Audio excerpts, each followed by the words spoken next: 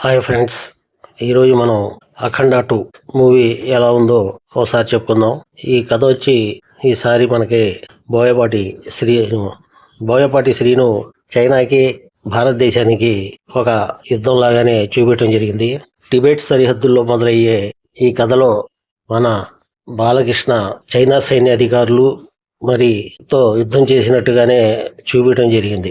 భారతీయుల నమ్మకాలను దెబ్బకొట్టాలనే ఉద్దేశంతో మన భారతదేశంలో జరిగినటువంటి కుంభమేళాను లక్ష్యంగా చేసుకుని ఈ చిత్రంలో బయోవార్కు దిగుతారు చైనా వాళ్ళు. వారు చేసిన విష ప్రయోగంతో కుంభస్నానం చేసిన వారిలో చాలా మంది చేసిన కొద్దిసేపటికే అపస్మారక స్థితికి చేరిపోతారు. ఇంకా ఇలాంటి పరిస్థితులను అరికట్టడానికి DRDO శాస్త్రవేత్తలు యాంటీ డోస్ను అభివృద్ధి చేస్తారు. అయితే ఇది తెలుసుకున్న మన శత్రువు ల్యాబ్పై దాడి చేసి శాస్త్రవేత్తలను చంపేయడం జరుగుద్ది. ఆ బృందంలో ఉన్నటువంటి యువ శాస్త్రవేత్త జనని ఈ పాత్రని హర్షాలి మల్హోత్రా చేయటం జరిగింది. దీన్ని వ్యాక్సిన్తో తప్పించుకుంటుంది ఆమె. ఈమెను పట్టుకునేందుకు శత్రువులు ఈమె ఎమ్మటే వస్తుంటారు. ఆమె తప్పించుకుంటూ ఉంటది. ఇదే సమయంలో ఆమెను రక్షించేందుకు రంగంలోకి దిగుతాడు రుద్ర సికందర్ అనేది బాలకృష్ణ అఘోరా పాత్రకి ఇచ్చిన పేరు. అది జనని ప్రమాదంలో ఉందన్న విషయం అఘోరాకు ఎలా తెలిసింది? ఇంకో బాలకృష్ణ పేరు బాలమురళీకృష్ణ. దీంట్లో బాలకృష్ణ 2 పాత్రలు చేయటం జరిగింది.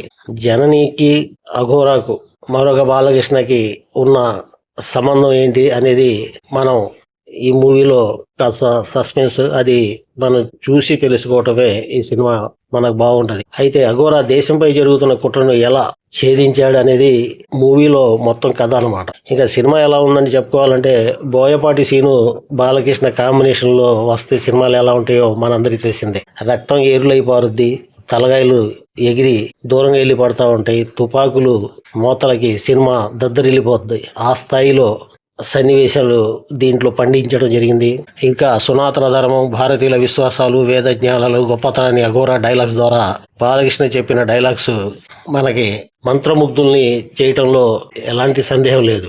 ఇంకా మాస్ హీరోని చూపించడంలో బోయపాటి చూపించే స్టైలు, ఆయన హీరోతో చేసే సన్నివేశాలు, ఇక మనం దీని గురించి మాట్లాడుకునే పని లేదు. ఇవన్నీ ఈ సినిమాలో బోలెడన్నీ ఉన్నాయి. రక్తం ఏరులై పారుద్ది, అలాంటి సన్నివేశాలు ఈ మూవీలో ఇంకా చివరి వరకు హద్దుల్ని దాటిపెట్టినట్టు పెడతాం జరిగింది.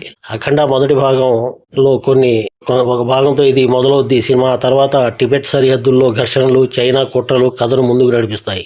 అయితే ఇందులోనూ బాలమురళీకృష్ణ పాత్ర అనేది ఎపిసోడ్ పూర్తిగా మాస్ ట్రీట్మెంట్ తో చేయటం జరిగింది. ఈ సినిమాలో ప్యాక్షన్ కి బదులు ఈసారి డ్రగ్ మాఫియాపై బాలయ్య పోరాడటం జరుగుద్ది.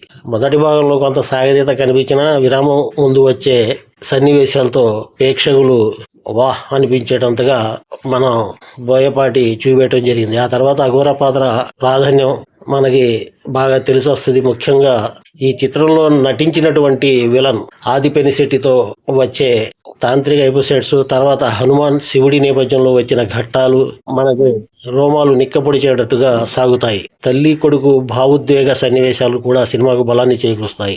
ఇంకా ఈ సినిమాలో చివరి 30 నిమిషాలు పూర్తిగా యాక్షన్, దేశభక్తి, ఆధ్యాత్మిక మెళవింపుతో సాగుతాయి. బోయపాటి స్టైల్లోనే పెద్ద ఎలివేషన్లను తెరపైకి గ్రాండ్ గా కనిపిస్తాయి. ఇంకా బాలకృష్ణ అఘోరాగా ఈ పాత్రలో అద్భుతంగా చేశారు. అంతర్లీనంగా ఉన్న శక్తి, యాక్షన్, పౌరాణిక టచ్ అన్ని బాలయ్య మాత్రమే చేయగలిగిన విధంగా చేశారు.